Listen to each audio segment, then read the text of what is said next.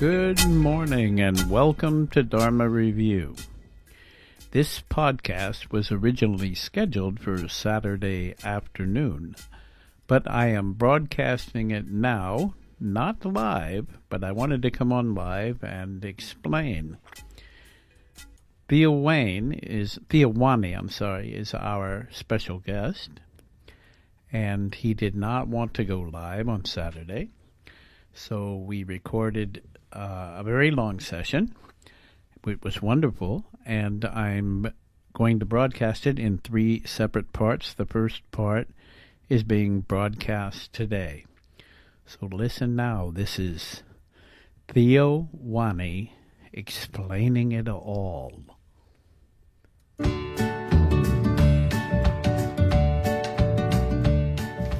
Welcome to another episode of Dharma Review. This is our first video interview, and I'm so excited to be here with the now famous Theo Wani. And as this is Dharma Review, we're going to be talking about just what Theo feels his Dharma is and how he understands that. So I met Theo, I guess, 3 years ago, 2 years ago? Yeah. Something like that. Anyway. And we're spiritual people. We don't have a sense of time. We don't have a sense of time. That's right. Theo travels a lot with his business, which he'll talk about a little bit. He's in the music business, and in a very interesting end of it. He also, what really brought him to my attention is that he uses a naming convention that really tickles any Dharma practitioners or people on the path, on the spiritual path. He names his mouthpieces that he manufactures and his saxophones and instruments after goddesses. Yeah, and one god. And one god. We got a Shiva. We got a Shiva now. Yeah. Okay. So anyway, but we'll go there. So that's really interesting. You look. I've never seen any other piece of musical accoutrement, if I can use that word. Play some show and tell. Yeah. Beautiful. So, and I know there's a lot that went into that, and I think that probably your own personal practice, your own personal spiritual practice, has a lot to do with how you approach your craft. Mm-hmm. So I'm just going to kind of turn it over to you, and could you tell us a little bit about how you got here? Yeah, and I'll start off by saying here is where there is literally no way for me to separate who I am and what I do. And that's how I now know my Dharma. Interesting. Yeah, there's literally no separation. Like, I have no spiritual life anymore. There's just life. Just a life. Yeah, but it took me my whole life to get there, because I used to have a very spiritual life. I used to be very identified with even being a spiritual person. I'm very, very identified with it. And in fact, when I was a child, all I wanted was, I actually sat my parents down one day, and I remember it was actually, they passed the couch down to me. It's the couch I now own. And I sat them down, and I said, well, Mom, Dad, I have to tell you, and when I was a young teenager, I said, I believe what Jesus said, that if you put your attention on me, all else will be given unto you. So while everybody's trying to pursue gaining money or status or something in life, I want to know God, because I believe that if I know God, that everything else will be given unto me. Now, my understanding of that now is completely different than it was then. Okay. Right? Now it's a very practical thing. Then it was this kind of like lofty, amazing, I'm going to become enlightened. I think we've all been there. Yes. So I got started in making saxophone mouthpieces because I was in love with improvisation. So in fact, when I was young, going through school, my favorite part was jazz band and improvising, because when I improvised, I'd kind of disappear and then the music would just kind of come through me, and I just kind of like watch it happen, and it was like this magical experience, right? And I would now say that, you know, I can talk to any jazz musician or saxophonist, because all saxophonists, I mean, there's classical that doesn't integrate, you know, improvisation so much, but every musician understands, you know, if I start talking about music, or I ask them, in fact, I do this, I have a whole poster and part of my new website devoted to this, where I ask the musicians, like, what's your experience when you feel truly connected to your music? And they all just light up. You ask them that question, and they're just like, I've gotten responses like, usually it starts off with, well, I'm not a spiritual person, but when I'm just connected to my music, it's like I'm in the realm of the gods. Interesting. It's like my mind disappears. It's like all my problems disappear. Everything becomes crystal clear, and just perfection happens. They say things like, it's just like, there is no listener, there is no me, there is no band. It's just like the music happens all on its own, and it's like this flow and ebb.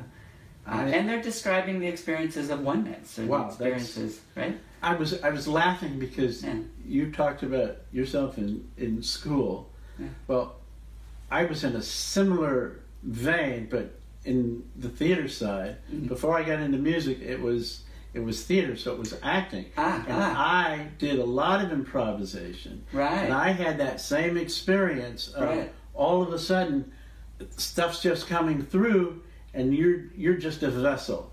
Right. So, and the musical experience, at one point we were down in Tucson. I lived in Tucson for a while, and I had this wild idea. I wanted to do a musical ashram, a musical and artistic ashram.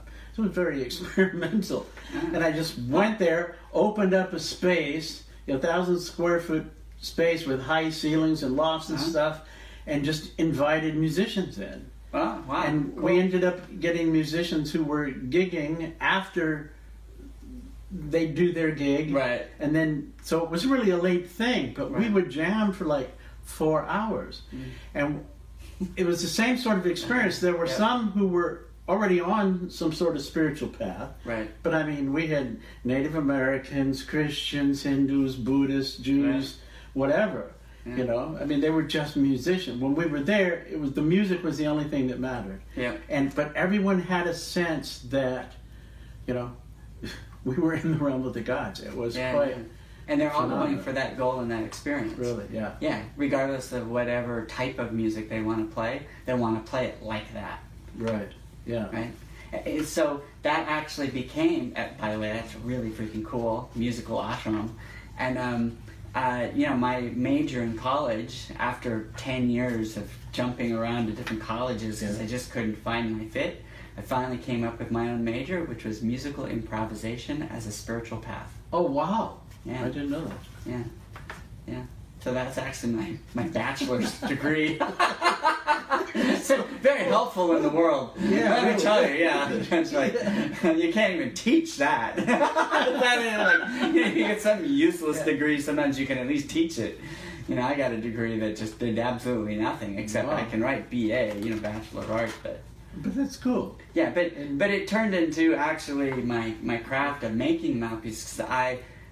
I found that when you play, and this is something every musician understands, when you're on really good equipment, and really good equipment for you, right? Both, right? It's like the shackles fall off.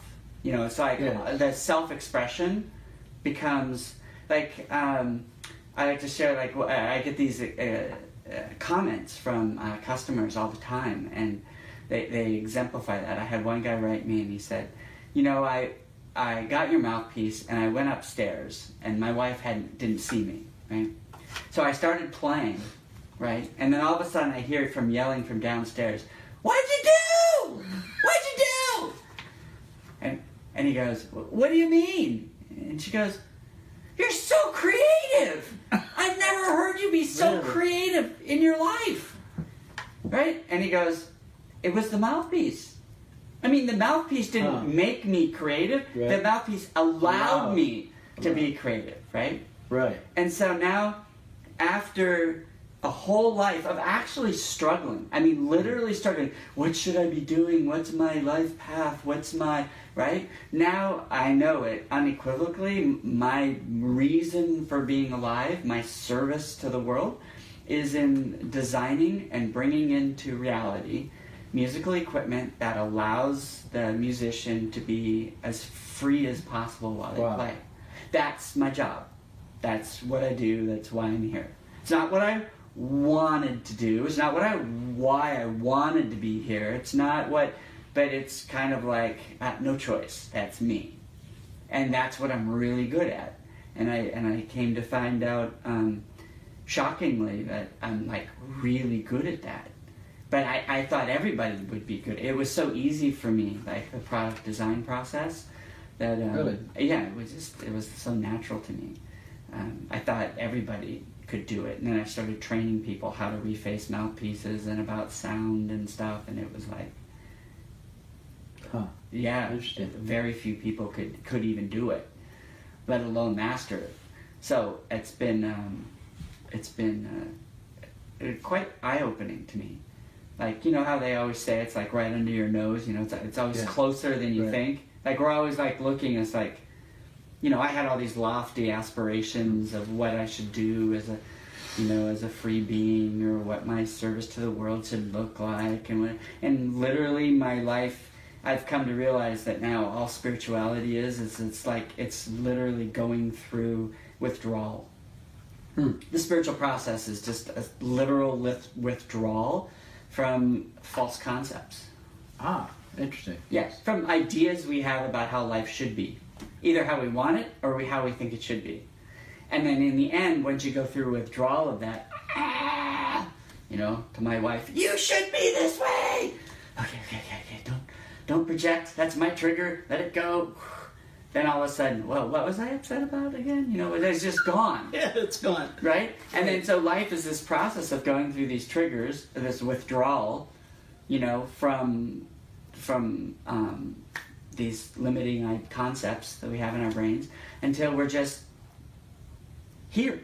I'm just sitting right here, and what's the meaning of life? I don't know. Whatever's coming out of my mouth at this particular moment is reality, right? I don't need anything more. Wow. I don't need to understand more. I don't need to know more. And I guess that's what faith is. Faith is just, I don't need to know. I don't need to know more. I don't need to know more. That's freedom. And then that's my definition of freedom. I don't need, and if I need to know, guess what? I'll know. In this moment, right? And then the next moment, I'll go back to default mode. Default mode is, I don't fucking have a clue. I mean, I don't know. What's going on? Why am I here? What's this? I don't need to know. I don't know. And you just kind of, it's like where they say with the watchers, and I just then watch and see, I wonder what's going to happen next. You know? And then we watch the play happen. You know? And it's just our ideas of what the play should look like, right? That get in the way. Okay. Well, I have two questions Yeah. for you. Oh, okay. Okay. Yes. One is, how did you get here? I mean, to this view. The second one is, wasn't there a time when you were running around going, I need this experience, or I need this empowerment, or I need Most to of my life. meditate for 6 hours? I did. You did that. I think, yeah. Yeah. So from a young age, I mean, I was, you know, I was extreme. I was an extreme spiritual person. I mean, you said I could share anything, so I mean, here, I'll share anything. I mean, when I was a kid. Are you listening? Yes. When I was a kid and I first was hitting puberty, Okay. I was ashamed by my feelings of lust that I had for women, and I would see some women, I'd go, I'm looking at that pretty one more than that other person. And then I felt ashamed of myself, because it's at some level I knew we're all God, we're all equal, right? But I wasn't treating the pretty girls, the same as everybody else. They were a little more captivating to my attention. So I literally felt so ashamed of myself. I came this close. I literally went through the spiritual process and had a pair of scissors right around my penis. Oh, yes, and I did this twice, and I came this close, and I was just about to, just so that I could not, have sexuality be involved in my life, keep me away from God, right? That's how I thought then, right? I don't think that way now, but then, right?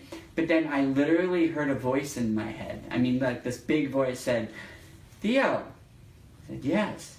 Well, then it was Alan. I mean, my full name's Alan Theodore Wanning. So then it was Alan. And I was like, "Yes? Are you sure you won't need that in the future?" That being... Wow. Right? And I was like... It's an important voice. Well, no, I don't know that I won't need that in the future. Then that was it.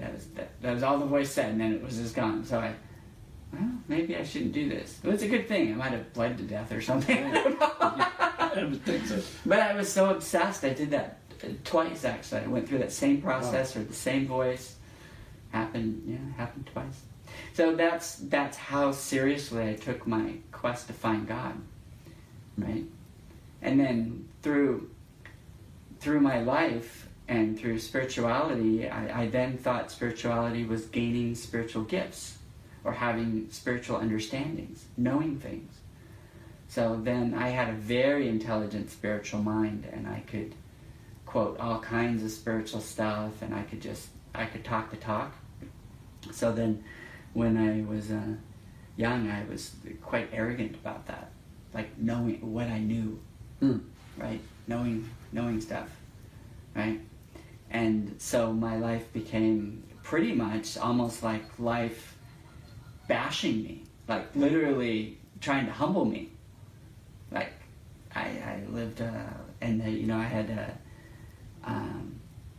my spiritual teacher. So ever since I was young, I always had spiritual teachers. And when I was 13, I started meditating, and because I had migraine headaches, so I started meditating at 13. And I was, well, now who led you into that first experience of meditation? Was it a therapist or was it a guru? Because my parents, because they out of pure exasperation, because they're like, nothing was working. Okay. Drugs doctors were giving me, nothing worked for my migraines, so they took me to biofeedback, and then basically the biofeedback techniques, I could lower my body temperature, I could raise my body temperature, I could go into, I could control all these autonomic parts of my body. I haven't tried now, I probably couldn't do it, but at 13 you don't know you can't do it, so so I just started meditating from a very young age, from 13. And then by the time I was 15, I knew there was something more to life than what my parents and everybody was telling me. And I was bar mitzvahed, but I just get in arguments with the rabbi. with the rabbi. So, more stories. But Who else has been there? Yes, yeah. So then I just went to India. I actually was an exchange student in India for a year. A high school exchange student. Yeah, so a junior in high school, I was in India for a year. And then that introduced me to meditation and Hinduism and Jainism, and that started, and then I became very interested in the Eastern religions at that point. And then I ended up graduating and got my degree in musical improvisation as a spiritual path from Naropa, which is the Tibetan Buddhist college. Yes. Yeah. Accredited, but still Tibetan Buddhist. Yeah. So then so because I meditated my whole life, I became very addicted to bliss. Ah, yes. Yeah. Who hasn't been addicted to bliss? Yeah. So people would just go, I was like, why do you worry about that? Just...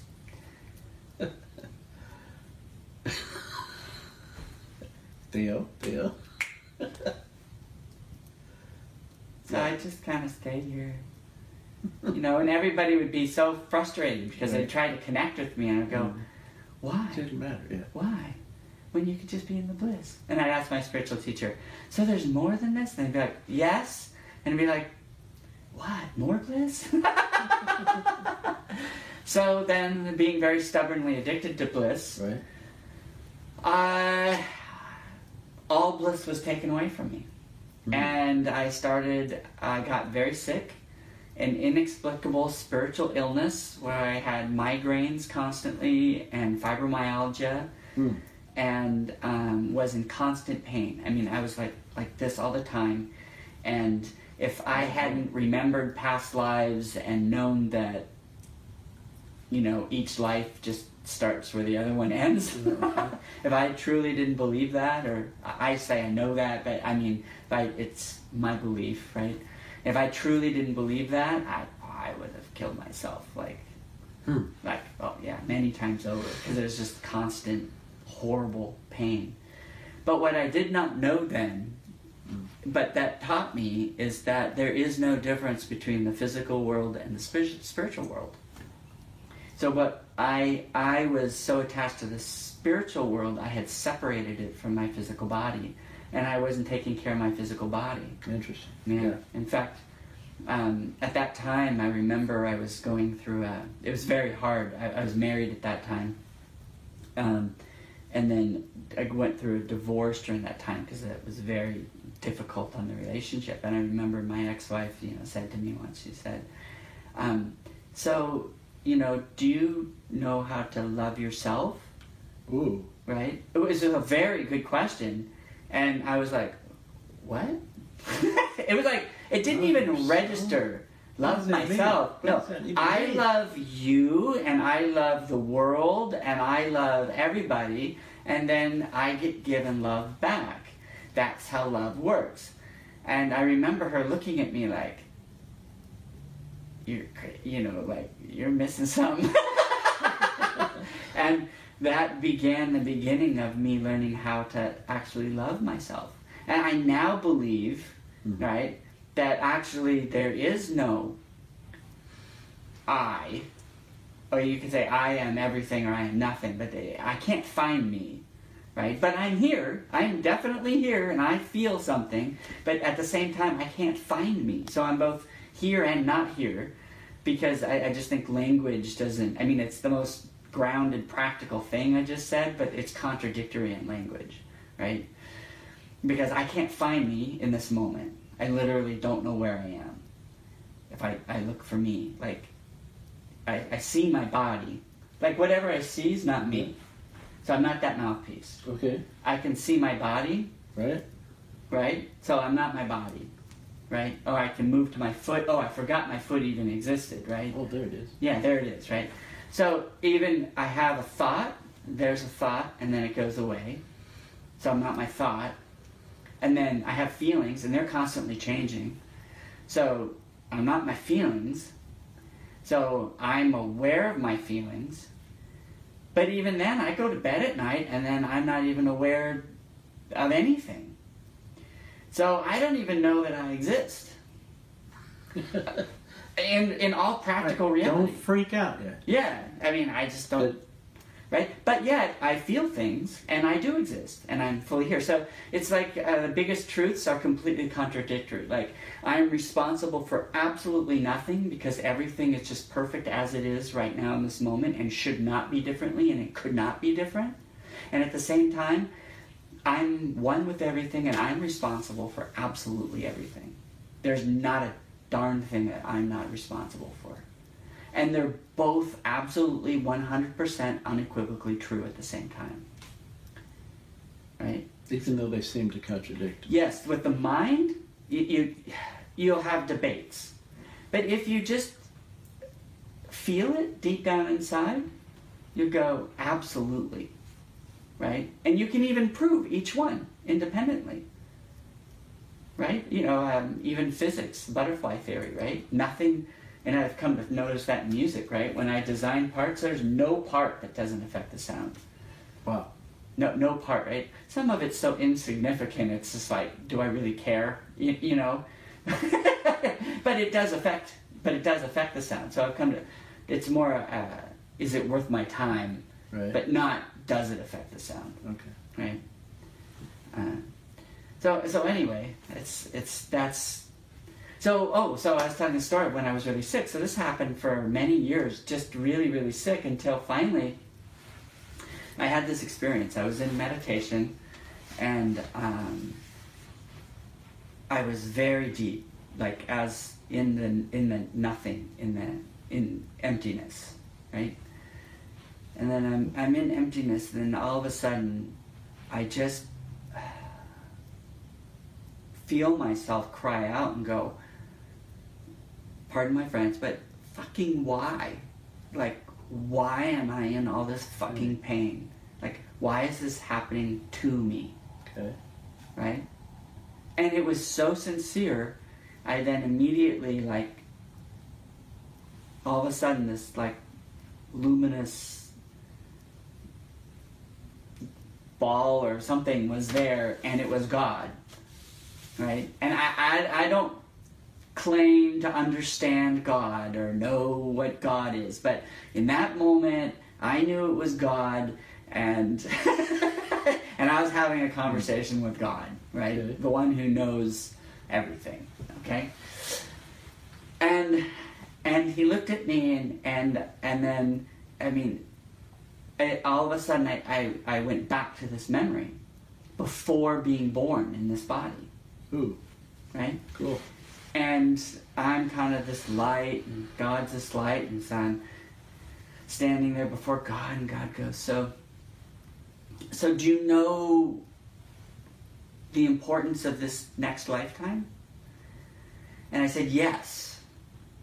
This next lifetime is a time when all of us on the planet Earth can grow exponentially faster than we could in the last, I can't remember the exact number, but it was something, 10,000 years or something, a very long time, a very long number of lifetimes, right?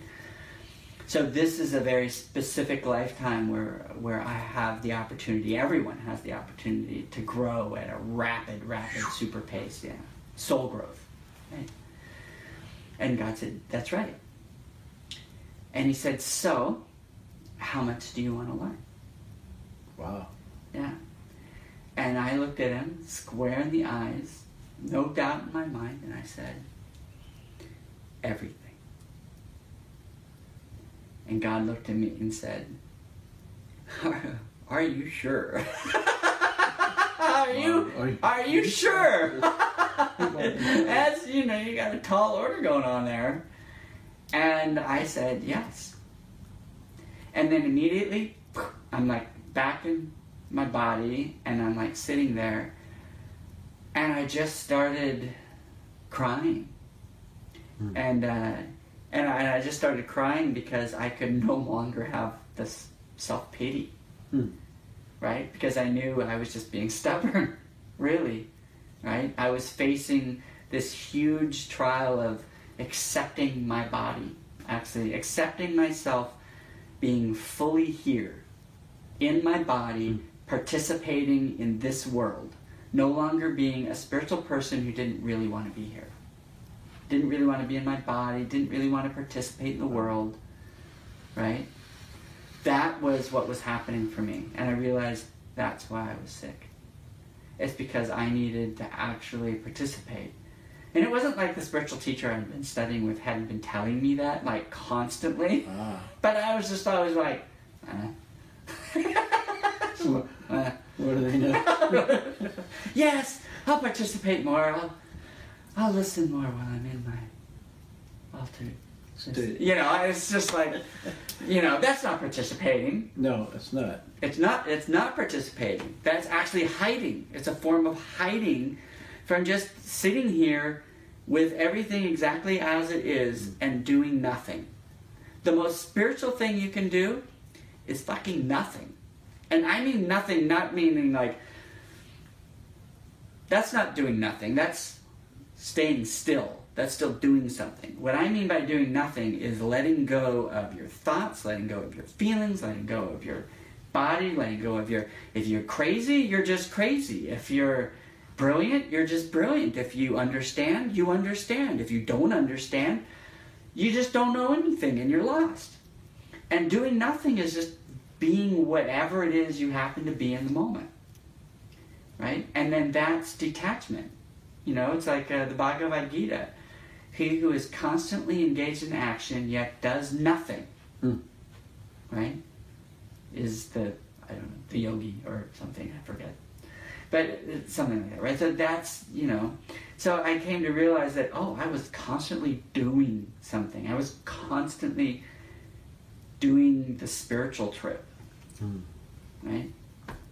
I was constantly being spiritual. And so my illness, so much of it was too hard to hold on to. I had no energy. So it was too much work to be spiritual. I mean, literally. I mean, just practically, it took too much effort to be a spiritual person. So I just ended up keeping the spiritual things that actually worked and helped me. And I just let go of everything else. And that meant a lot of identity with being a spiritual person, right? And knowing things. And it was much easier to know nothing. To know nothing is just like, to be purely innocent, just be here in this moment, just like, you know, like a baby. Yeah. This is like, that's my goal. And that's. But how do you do that and do this? Yeah, how you do that is you know, it's very interesting because I ask myself that at each level, right? So when I was a mouthpiece designer, it was like, how the hell can I design these products and not stress out? How do I know what to make? And then eventually what I did is I learned intention. Okay. Right? Intention. I want, like, you have to know what you want. And that was like one of the hardest things I had to learn. Like, part of loving myself was knowing what I wanted. I didn't even know what the hell I wanted. I mean, literally, it was like super hard for me to figure out, what do I even want? I didn't even know what I want. I thought being spiritual was just like the weird definition of do nothing, which is like, I'll just do nothing and let everything come to me. And, you know, no, that's not doing nothing, actually. Doing nothing is participating in life. It means having goals, having a plan, having a calendar, hiring employees, knowing how to run QuickBooks, knowing how... That's more doing nothing than actually sitting there at home meditating all day. Because that's actually meditating is avoiding. Doing nothing is you have to be involved in life as it actually is. And I'm running a company. I'm the president of a company. So what is the president of a company is doing nothing? It means sometimes I work really freaking long hours and I work really, really hard. And I design the product and I'm responsible for absolutely everything in the company. And I have to figure out how to do that without being stressed out. Without being stressed out. Yeah. And I remember having the thought, like a couple years ago, I remember saying there, it's not possible. I mean, I literally thought, it's not possible. I don't possibly see how you can take on that kind of responsibility and not be constantly stressed out. Now, yes, I know mostly how to do it. It's like you can even ask my wonderful wife. I'm married again now, and you can ask my wife, like, am I more or less stressed out than when you first met me? Oh, she's over there. Am I less stressed out now or more stressed out? Less. He's less stressed out than when you first met him. Very stressed, like. Yeah. Wow. And I have more responsibility. Yeah, I've seen that through your company's growth. Yes. Yes. So my company's growing, and I'm now responsible for everything. Even back then, I wasn't responsible for everything. And it just comes through participating, doing what's needed. I mean, okay, let me ask you this, because now you're talking about practical aspects. Yes. And applying everything you've learned and practiced and thrown away. Yeah. And you're living this life with all of these responsibilities and other people depending on you and everything, which is, as anyone who's done it knows, is a phenomenal amount of pressure, because you feel if you screw up, you're messing up all these other people. But right? you do. So, I mean, you literally do. It's not just you feel it because it's the truth. It's the truth. Yes. It's absolutely the truth. It is absolutely so, the truth. I mean, have you ever, like, let's say you brought a product to market. You go to NAMM or one of the shows overseas or whatever, and it flops. It doesn't work. Something's wrong. It just doesn't work. How do you deal with that feeling of failure? And this is me now. Okay. Okay, not me before, right? Me now. I look at that and go, cool. Why? What am I missing? Okay. It's an opportunity. I'll give 2 examples. Remind me of the second one because I'll forget. Okay. The second one is some product that I just had to rework. Okay. Okay. But the first one is when I first started making my mouthpieces, I loved the tenor saxophone. It's the bigger one, right? And I love the tenor saxophone sound and the expression it had in that big, fat, warm, foofy, the ballads and the expression. And I would listen to someone solo and you follow it like a story. Yes. Literally like listening to improvisations, like listening to somebody tell a story. Right, and I would just follow that, and so that's how I actually got my fake ID when I was like 19, specifically just going to jazz clubs to see some of the legends, and I'm glad I did because many of them started dying,